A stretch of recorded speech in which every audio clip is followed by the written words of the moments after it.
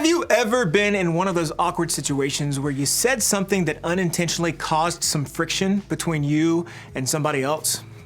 Maybe you said that cat people are crazy people, only to find out that the person sitting next to you owns 6 cats. Or maybe you mentioned how much you love that new hire at work, only to discover that he got the promotion your best friend was working toward. Or maybe you shared your stance on a situation in the news or in politics, only to have someone else take an overly strong stand against you. It's awkward, right? We've all been there though. We've all had those awkward moments when we accidentally put our foot in our mouths or stir up a conflict, and afterwards things just aren't right between us and the other person. And just like that, the relationship is out of rhythm. Now, why is this a big deal? Because our relationships matter. God created people to be in relationship with each other. It's part of the rhythm of His design for us. Think about when you were born. You were pretty much helpless, right? You needed someone else to take care of you. And that's where your parents came in. They feed you, they clothe you, they rock you, they change you, and they carry you. And they do all this, yes, because they love you, but it's also part of God's design. It's the relationship that God designed. Then as you grow up, you find yourself in more and more relationships with other people. Friends, significant others, roommates, spouses, coworkers, and the big category, family members. And no matter who your relationship is with, the point is this: we're created to have rhythm in our relationships. When our relationships are going well, we feel great about the rhythm in our lives. But when things start to struggle or feel off, the rhythm begins to falter. Now, relationships can fall out of rhythm for a lot of reasons. Sometimes it's because of us. We're jealous or rude or angry or selfish.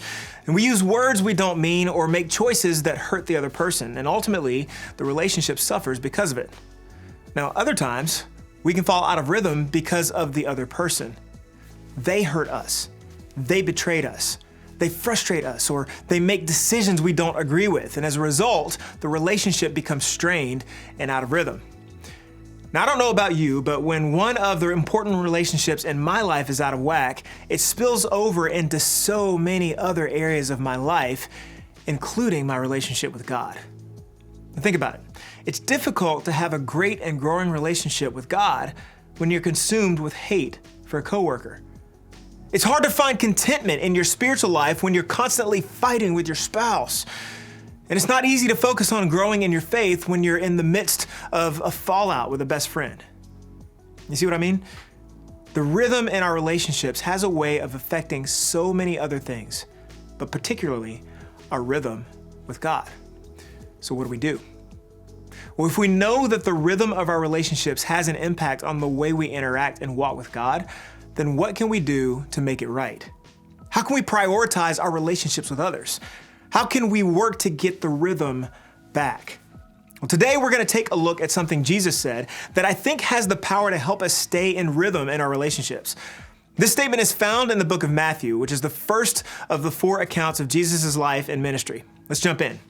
Jesus says this: "You have heard that our ancestors were told, 'You must not murder. If you commit murder, you are subject to judgment.'" Okay, so this feels a little obvious, right? If we want our relationship with someone to stay in a healthy rhythm, we can't kill the other person. Got it. But we have to remember that Jesus was talking to people who believed in very strict laws. In fact, Jesus was quoting one of the rules of the law they followed as he spoke here. He was reminding them of the law they believed in and lived by for hundreds of years. They believed that keeping the letter of this rule, among many, many other rules, kept them in a right rhythm with God. But Jesus was about to turn this concept up quite a few notches for his audience. Take a look. "But I say, if you are even angry with someone, you are subject to judgment. If you call someone an idiot, you are in danger of being brought before the court. And if you curse someone, you are in danger of the fires of hell." Whoa, whoa, whoa, whoa, whoa. This is a major statement. Jesus basically says, yeah, murder is obviously bad, but you know what else is bad?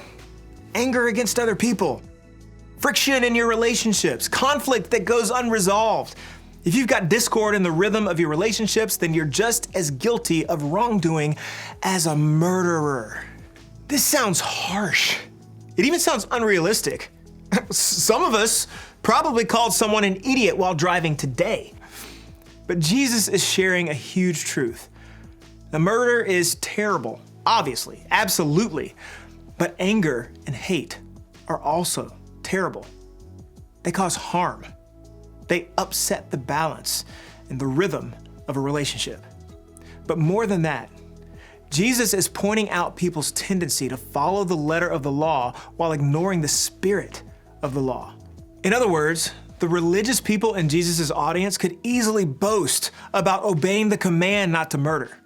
But if they had hate or anger in their heart towards someone, they were still violating the spirit of the command not to harm someone. And this heart condition upsets the rhythm of any relationship. But again, Jesus isn't talking about perfection here. He's talking about honoring the spirit of his command. And that means keeping things right between us and other people. He continues, so if you are presenting a sacrifice at the altar in the temple and you suddenly remember that someone has something against you, leave your sacrifice there at the altar. Go and be reconciled to that person. Then come and offer your sacrifice to God. Now remember what we said about the rhythm of our relationships. How when we fall out of rhythm there, it affects even our relationship with God. Jesus' words remind us of this reality. We can't come to God truly and honestly if we're coming while our relationships remain out of rhythm.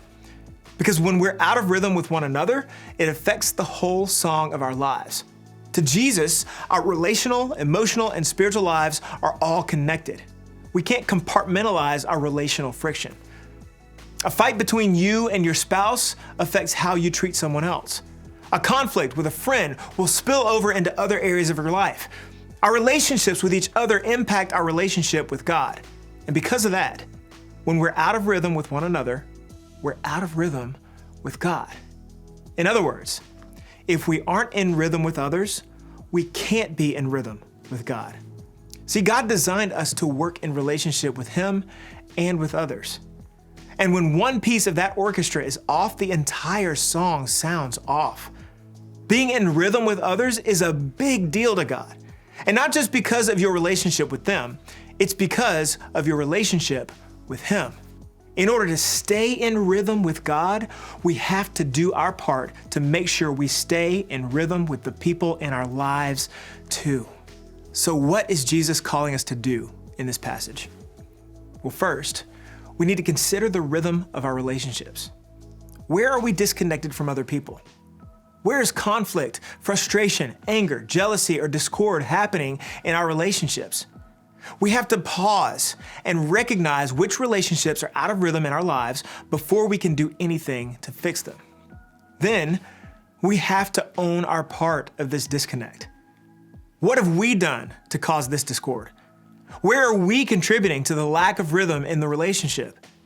Now, this part isn't always easy. It requires humility to admit where we've messed up, where we've made mistakes, and where we've been wrong. And that humility takes strength. But being humble and honest with ourselves is vital to keeping our relationships in rhythm. Humility and self-awareness can make all the difference, not just in your current relationships, but in your future ones as well. And finally, rebuilding the rhythm in our relationships requires forgiveness. Now, maybe you're the one who needs to be forgiven.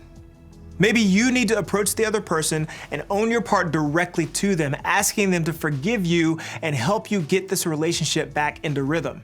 Or maybe it's going to require you to extend forgiveness to someone else. Maybe the other person will ask for that forgiveness, and maybe they won't. But either way, extending forgiveness is a step toward not only healing your relationship, but healing the hurt in your heart. Now, let me stop here and say this. Sometimes relationships can't be repaired. Sometimes the hurt is just too deep. Sometimes the wrong is too great. Extending forgiveness and loving our enemies the way Jesus calls us to doesn't always have to mean reconciliation. Sometimes the best thing you can do to stay in rhythm with yourself and with God is to put up a healthy boundary with people who are threatening that rhythm. So while you can and should ask God to help you extend forgiveness to those who have hurt or wronged you, you can also draw a healthy boundary for yourself and the other person going forward. But for the vast majority of our relationships, healing is possible. Redemption is possible. God can empower us to forgive others while enabling them to forgive us. We were created and designed for rhythm with other people, and that rhythm has an impact on our relationship with God. So if we want to stay in rhythm with our Creator, we have to learn to walk in rhythm with the people He's placed in our lives. So here's a challenge for this week and going forward. Do what it takes to get back into rhythm with others. Maybe it's your spouse. Maybe it's a family member. Maybe it's a friend. But whoever it is, when you do this, when you pursue a healthy rhythm in your relationships, you're following Jesus' example. I know this sounds counterintuitive. Our world is all about power and manipulation and being right, but pursuing those things can keep us at odds with one another. Jesus is encouraging us to reject this system. He's calling us to instead place value on one another, even when it means humbling ourselves to get there. Let this begin to affect everything. Loving others is an act of loving God. Somehow we can be at peace with God when we're at peace with one another. And at the same time, loving others is an act of loving ourselves. Somehow, by making peace with one another, it's a way of making peace with ourselves. If we aren't in rhythm with others, we can't be in rhythm with God. To be in rhythm with God, we have to be in rhythm with one another. This is how it's supposed to be. Relationships are supposed to work this way. And when they don't, we lose rhythm with God and everything else is messed up. God wants to be in rhythm with you. Getting in rhythm with one another is a step toward Him.